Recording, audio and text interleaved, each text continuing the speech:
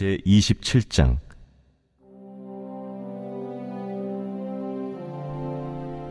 너는 내일 일을 자랑하지 말라. 하루 동안에 무슨 일이 일어날는지 내가 알 수 없음이니라. 타인이 너를 칭찬하게 하고 내 입으로는 하지 말며 외인이 너를 칭찬하게 하고 내 입술로는 하지 말지니라. 돌은 무겁고 모래도 가볍지 아니하거니와 미련한 자의 분노는 이 둘보다 무거우니라. 부는 잔인하고 노는 창수 같거니와 투기 앞에야 누가 서리요. 면책은 숨은 사랑보다 나으니라. 친구의 아픈 책망은 충직으로 말미암는 것이나 원수의 잦은 입맞춤은 거짓에서 난 것이니라. 배부른 자는 꿀이라도 싫어하고 줄인 자에게는 쓴 것이라도 다니라. 고향을 떠나 유리하는 사람은 보금자리를 떠나 떠도는 새와 같으니라. 기름과 향이 사람의 마음을 즐겁게 하나니 친구의 충성된 권고가 이와 같이 아름다우니라. 내 친구와 내 아비의 친구를 버리지 말며 내 환난 날에 형제의 집에 들어가지 말지어다. 가까운 이웃이 먼 형제보다 나으니라. 내 아들아, 지혜를 얻고 내 마음을 기쁘게 하라. 그리하면 나를 비방하는 자에게 내가 대답할 수 있으리라.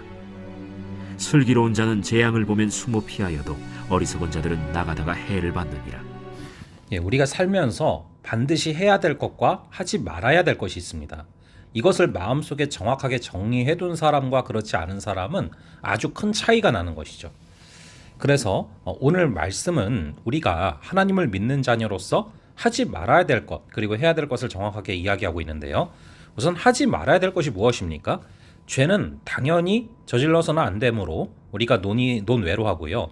여기서는 죄는 아니지만 지혜롭게 살기 위해서 삼가야 될 것 세 가지를 말씀하고 있습니다. 첫째는 자기 자랑입니다. 1, 2절이죠. 우리는 미래의 일을 알지 못합니다. 내가 자랑하던 그 내용이 언제 변하게 될지 아무도 모르는 그런 삶을 살아간다라는 것이죠. 그래서 자신의 자랑을 한다는 것은 매우 어리석은 처사가 됩니다. 그러므로 다른 사람의 칭찬을 듣도록 행동하고 다른 사람을 칭찬하려고 노력을 해야 됩니다. 둘째로 분노입니다. 화가 나는 일은 어쩔 수 없겠지만 그 분노를 마음속 깊이 묻어두는 것이 자기에게도 주위 사람들에게도 매우 위험하고 나쁜 영향을 줄 수 있다라는 것이죠. 그러므로 화가 나는 일이 있더라도 속히 용서하고 온유한 마음으로 돌아가는 그런 성품이 있어야 된다라는 것입니다.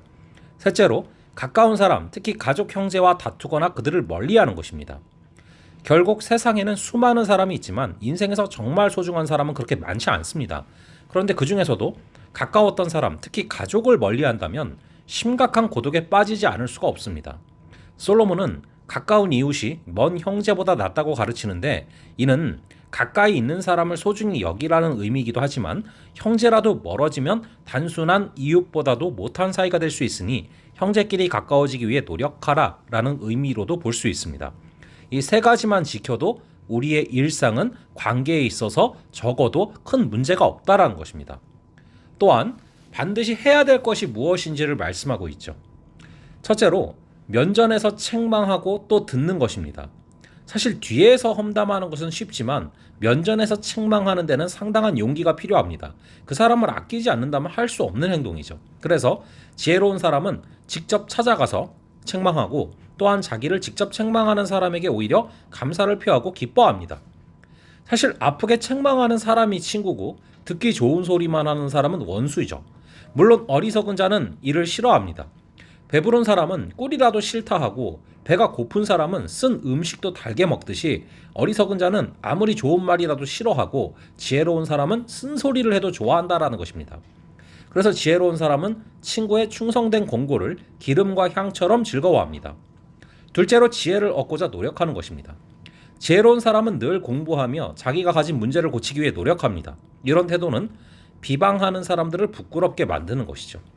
이런 슬기로운 사람은 재앙이 다가옴을 미리 알고 피할 수는 있지만 어리석은 자는 아무리 경고해도 태만히 있다가 재앙을 당하고 맙니다. 지혜로운 사람은 이처럼 당장은 아프고 쓰게 느껴지는 것, 힘들고 귀찮게 느껴지는 것을 오히려 기뻐할 줄 아는 것이죠. 자랑하지 않고 분노를 제어하며 늘 가까운 사람을 소중히 여길 줄 아는 사람, 책망을 달게 듣고 언제나 배우려고 노력하는 사람, 이런 사람이 형통한 삶을 살아가게 된다는 것입니다. 그렇게 우리는 이런 습관과 인격을 키우기 위해 노력해야 될 줄로 믿습니다. 오늘 하루도 우리가 해야 될 것, 하지 말아야 될 것을 마음속에 새김으로 말미암아 하나님이 기뻐하시는 삶이 되기를 간절히 바랍니다. 잠시 기도하겠습니다.